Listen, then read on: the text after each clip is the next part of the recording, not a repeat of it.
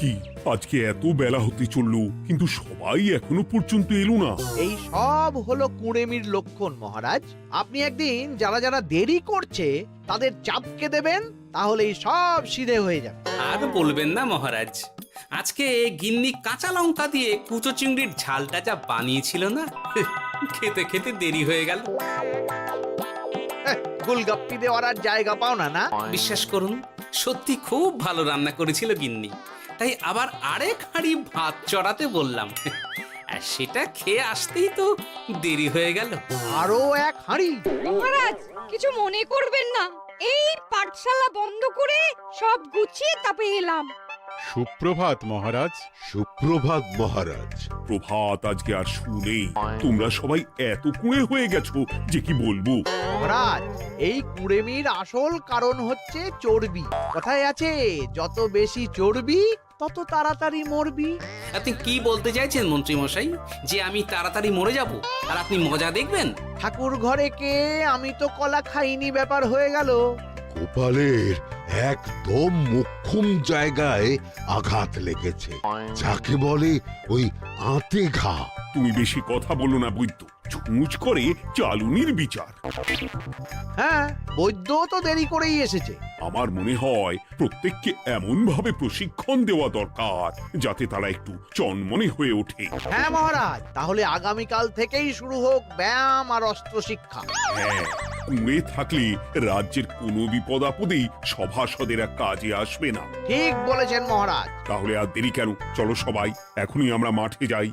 এই তো মহারাজ ভরপেট খেয়ে এলাম, এখনই মাঠে? ওসব অজুহাত দিয়ে লাভ নেই, চলো চলো চলো।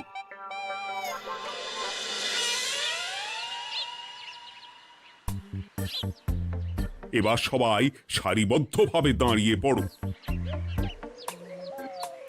কি গোপাল কোথায়? মহারাজ, গোপাল আপনার পিছনে দাঁড়িয়ে আছে, চুপি চুপি। এই এই এই গোপাল, যাও যাও মাঠের মাঝখানে গিয়ে দাঁড়াও। এই চাঁদি ফাটা রোদে কেন মহারাজ সুস্থ শরীরকে ব্যস্ত করছেন? এইসব বাজে কথা শুনতে চাই না। শুয়ে বসে থেকে শরীরের কি অবস্থা করেছো? শরীরের নাম মহাশয়, যা সবে তাই সয়। তুমি যাবে না, তোমাকে এক্ষুনি বরখাস্ত করব। কি জ্বালা! যেখানে আমার সব কাজ বুদ্ধি দিয়েই হয়ে যায়, সেখানে গায়ের জোরের কি দরকার? হ্যাঁ, এই গোপাল, আমি 1 থেকে 3 অব্দি গুনবো, তারপরে সবাই এই মাঠের ধার বরাবর 5 বার পাক দিয়ে দৌড়বে। ঠিক আছে মহারাজ, আমি প্রস্তুত। আমি রোগা পটকা আছি, কোনো সমস্যাই হবে না। হয়ে গেল। সবাই প্রস্তুত? 1 2 3। কি হলো গোপাল, দৌড়াও দৌড়াও। মহারাজ, এর থেকে বেশি জোরে পারবো না। আই, কে আছো? একটা কঞ্চি দাও। এই সেরেছে। বেশ হয়েছে, বেশ হয়েছে। ব্যাটার এবার চর্বি কমবে। কি হলো গোপাল? হ্যাঁ, হয়ে গেল? হ্যাঁ?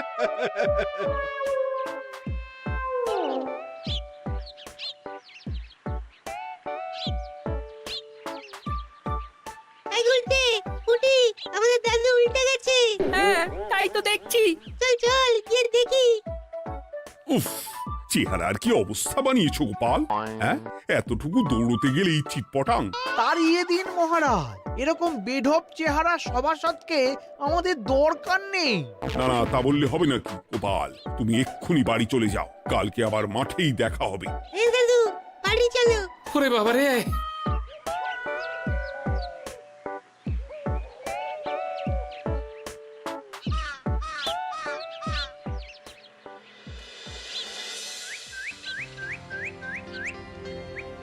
আরে ধুর ছাতার মাথা, তখন থেকে জল খেয়েই চলেছ। কি হয়েছে সেটা বলবে তো? শরীর চর্চা হয়েছে, শক্তি খরচা হয়েছে, আর পারছি না। উফ, বাপরে বাপ, কি পায়ে ব্যথা! এই জন্যেই আমি বলি বাপু, একটু বপুটাও নড়াও, কিন্তু কার কথা কে শোনে? ওরে বাবা, অকারণে সুস্থ শরীর ব্যস্ত করবো কেন বলো তো? বেশি নড়াচড়া করলেই আয়ু কমে যায়। তোমার এই বাজে কথা কোন শাস্ত্রে লেখা আছে শুনি? শাস্ত্রে কেন যাব, বাস্তবে জলজ্যান্ত উদাহরণ আছে। আমি মানতে পারছি না। হুম, মানতে পারছি না বললে তো হবে না, তোমাকে মানতেই হবে। বেশ, প্রমাণ করো। আমি যদি তোমাকে প্রমাণ করে দিতে পারি, তাহলে আজ থেকে বাড়ির বাজার দোকান করার দায়িত্বটাও তোমাকেই নিতে হবে। দিদা, তুমি তো ফেঁসে যাবে, দাদুর সঙ্গে বাজি লড়বে না। এই বাদ দে তো, তোর দাদু আগে প্রমাণ করুক যে বেশি নড়াচড়া করলে বয়স কমে। হ্যাঁ তাহলে বাজি? হ্যাঁ, বাজি। আচ্ছা ঠিক আছে, বেশ। তুমি তুমি কি একটা পশুর নাম বলো তো, যারা খুব তাড়াতাড়ি দৌড়য়? ঘোড়া, হরিণ, চিতাবাঘ আরো আছে। আচ্ছা, এবার সবচেয়ে আস্তে আস্তে কোন পশু চলে, এরকম একটা পশুর উদাহরণ দাও। কেন, কচ্ছপ? এই তো পেয়ে গেছে উত্তর। এবার তুমি বলো তো, কচ্ছপ কত বছর বাঁচে, আর ঘোড়া, হরিণ, চিতাবাঘ এরা কত বছর বাঁচে? চিতাবাঘ, ঘোড়া কেউই 30 বছরের বেশি বাঁচে না, কিন্তু কচ্ছপ 300 বছরও বেঁচে থাকে। হেরেছে, হেরেছে, আমার বউ হেরেছে। উফ, জীবনের কত বড় চাপ নেমে গেল। হ্যাঁ, এই তুমি আমাকে এভাবে হারালে। তখনই বললাম দাদুর সঙ্গে বাজি লড়তে যেও না। নাও, এবার খেলা সামলাও।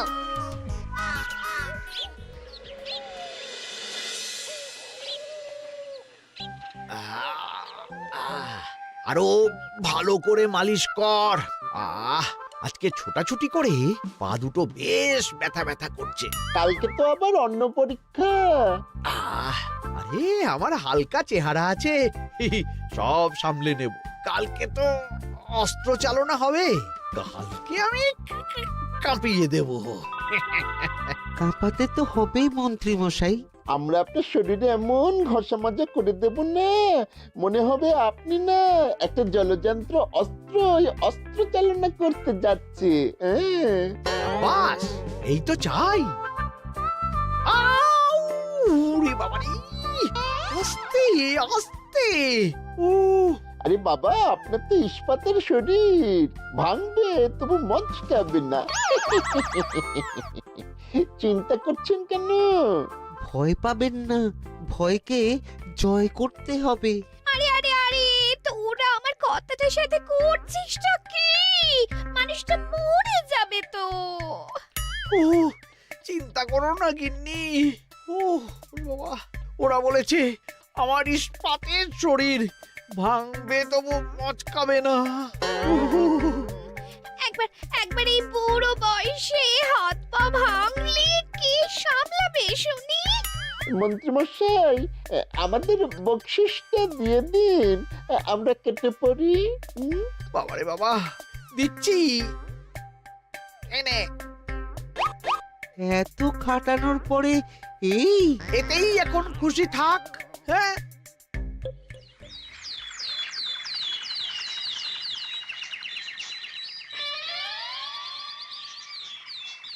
এবার তোমাদের সকলকে অস্ত্র শিক্ষা দেওয়া হবে। উফ, রোজ রোজ কি জ্বালাতনে পড়েছি, বাপরে বাপ। বাবা মা কাউকে ডাকার দরকার নেই, ভালো না লাগলে রাজসভা চাকরি ছেড়ে চলে যাও। মহারাজ, এটা তো উচিত নয়। যে যেটাই পারদর্শী তাকে সেটাই করতে দিন না। একটা বাঁদরকে যদি আপনি বলেন শিকার করে মাংস খেয়ে দেখা, সে কি পারবে মহারাজ? মহারাজ, গোপাল একটু বেশি কথা বলছে, ওকে আপনি বের করে দিন। আমি তোমার কথায় গলবো না গোপাল, তোমাদের সবাইকে এখন অস্ত্র শিক্ষা শিখতেই হবে। কর্তার ইচ্ছায় কর্ম, এখন তো আমার আর কিছুই বলার নেই। তাহলে আর দেরি কেন, তোমরা সবাই একটা করে ঢাল আর একটা করে তলোয়ার তুলে নাও। সেনাপতি, বলুন মহারাজ। তুমি সকলকে অস্ত্র শিক্ষা দেবে, তলোয়ার চালানো শেখাবে। এক এক করে প্রত্যেকে তোমার কাছে যাবে আর এক এক করে তুমি সবাইকে তলোয়ার চালানো শেখাবে। আচ্ছা মহারাজ, তাহলে ওই সবার প্রথমে চলে আসুন মন্ত্রী মশাই। হ্যাঁ, আমি প্রস্তুত। আমার শরীর ইস্পাতের মতো, ভাঙবো তবু মচকাবো না।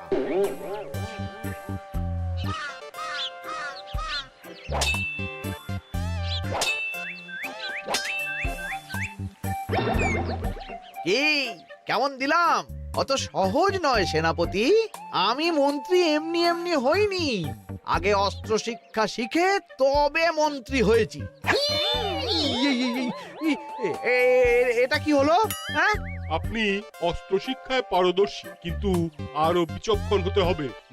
কারণ আজকে এই পাগড়ির জায়গায় আমি যদি তলোয়ার আপনার গলার দিকে চালাতাম, তাহলে কিন্তু আপনার এই ভবলীলা এখানেই সাঙ্গ হয়ে যেত। ঠিক আছে, ঠিক আছে, মনে রাখবো।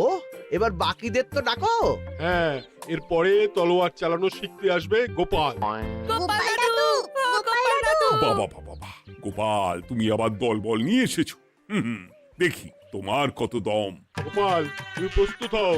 হ্যাঁ হ্যাঁ, আমি প্রস্তুত। ওরে বাবারে, এ তো ভয়ানক চাপের কাজ, আমাকে বেশ বেগ পেতে হচ্ছে। সামলাও গোপাল।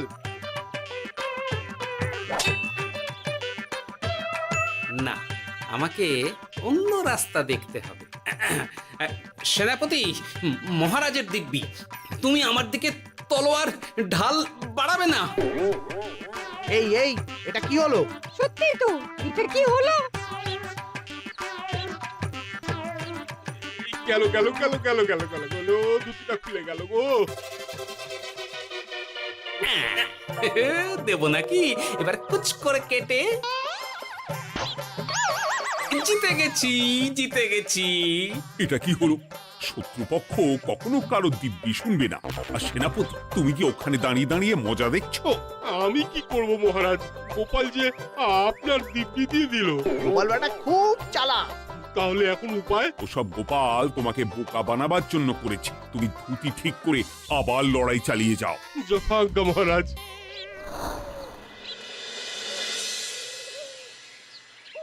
কিরে ন্যাপলা, তোদের দিদা আমার জন্য কি রান্না করে পাঠিয়েছে রে?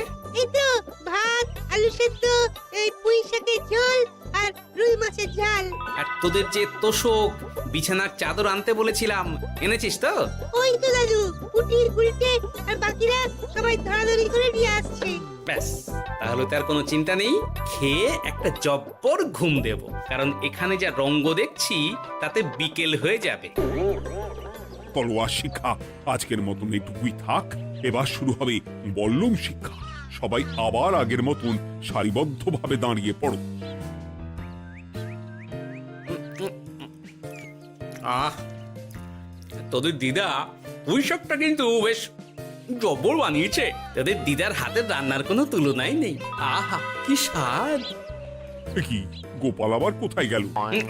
এই তো মহারাজ, আমি এখানে ওই পুঁয়ের ঝোল আর রুইয়ের ছাল দিয়ে ভাত খাচ্ছি। এসব কি মাঠের মধ্যে খাওয়া? আরে শরীরটাকে তো রাখতে হবে। তাড়াতাড়ি খেয়ে এইদিকে এসো। আসছি আসছি আসছি। এবার আমি তোমাদের দেখাবো কিভাবে বল্লম নিয়ে তেড়ে যেতে হয়। দেখান মহারাজ।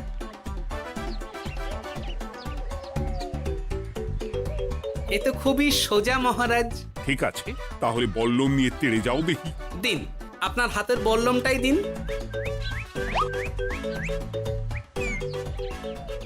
আরে আরে, গোপাল তো মাঠ থেকেই চলে গেল। আমি ডেকে আনছি মহারাজ।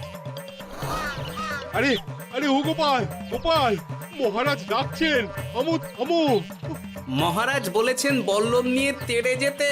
তেড়ে গিয়ে আবার ফিরে আসতে তো উনি বলেননি। আরে, এ তো মহা মুশকিল। উনি এক্ষুনি তোমাকে মাঠে ফিরতে বললেন। সেটা আপনাকে বলতে পারে সেনাপতি, আমাকে তো বলেনি। আমি চললাম।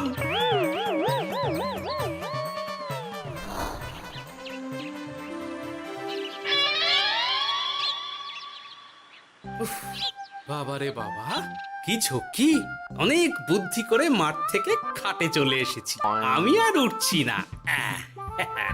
এ কি বলি, তোমাদের তো এখন অস্ত্র শিক্ষা নেওয়ার কথা। হ্যাঁ, তোমার বলা নেই, কোয়া নেই, অমনি বাড়ি চলে এলে। আরে বাবা, ওইসব অস্ত্র শিক্ষা মানেই সুস্থ শরীরকে ব্যস্ত করা, অসহ্য খাটনি, অযথা কষ্ট। কষ্ট করলে তবেই কেষ্ট পাওয়া যায়। হ্যাঁ, তোমায় আমি আগেও বুঝিয়েছি, যেখানে বুদ্ধি কথা বলে সেখানে দেহের শক্তি নীরব দর্শক গিন্নি। আরে বাবা, সে না হয় বুঝলাম, কিন্তু মহারাজ তো ভালোর জন্য সবাইকে অস্ত্র শিক্ষা দেওয়ার চেষ্টা করছে না? আরে বাবা, যার যা কাজ তাকে সেটা করালেই পারে। মহারাজ তো সেটা বুঝতেই চাইছেন না। আমি এখন ঘুমো।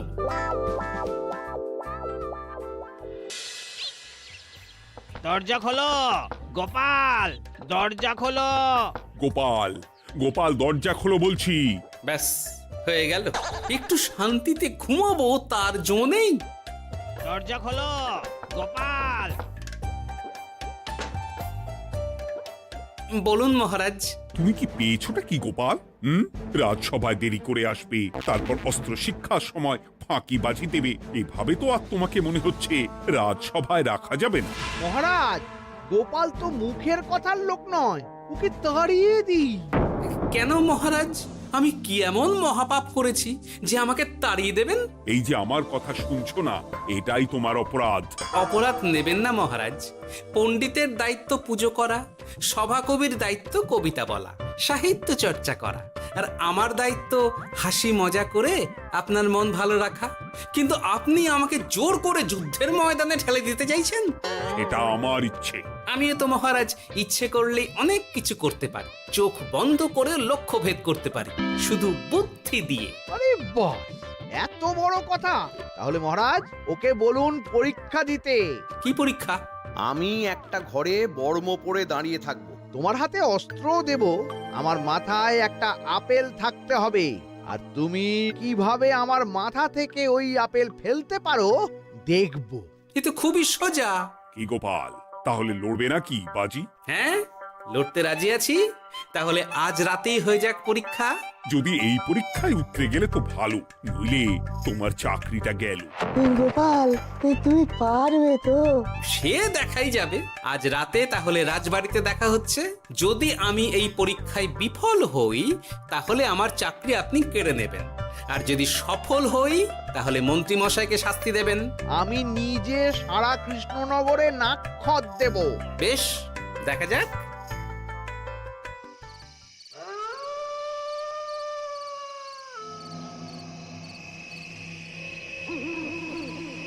কি মন্ত্রীমশাই, ব্যবস্থা সব ঠিকঠাক হয়েছে তো? হ্যাঁ, এবার শুধু গোপালের পরীক্ষার পালা।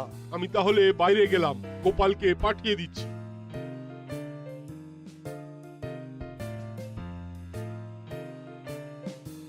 এবার যাও গোপাল, ঘরের ভিতরে যাও, দেখি তুমি কি করে মন্ত্রীর মাথা থেকে আপেল ফেলতে পারো।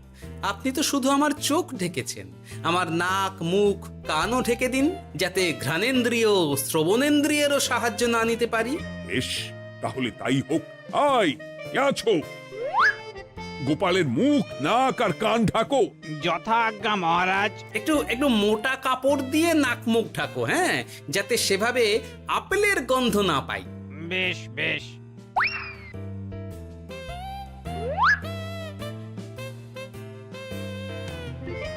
যাও গোপাল।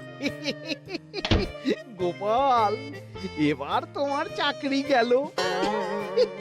এবার তুমি কি করবে? কি করবে? দৌড় ঝাঁপে ফাঁকিবাজি? হ্যাঁ?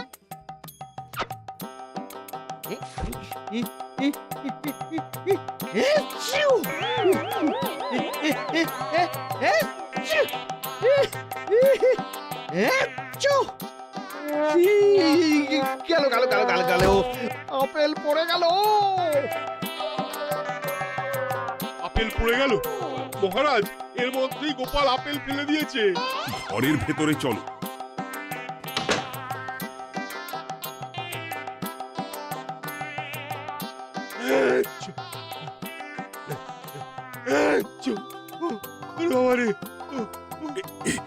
কি ওরে বাবারে বাবা, কি ঝাঁজ!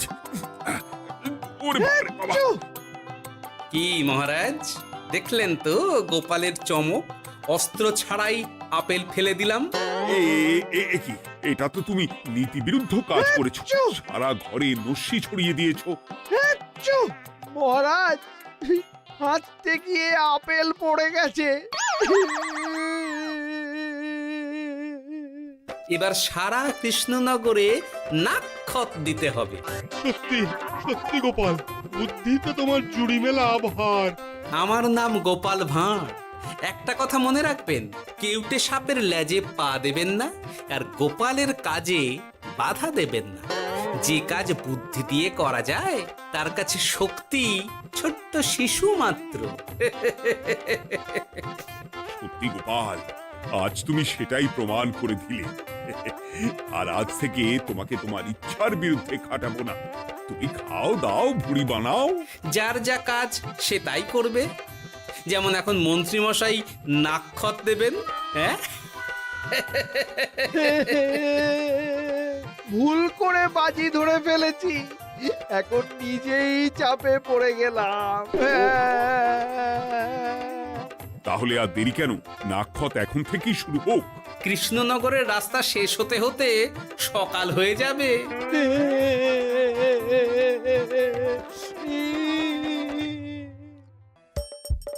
হাসির রাজা, জ্ঞানের রাজা, রসিক রাজা।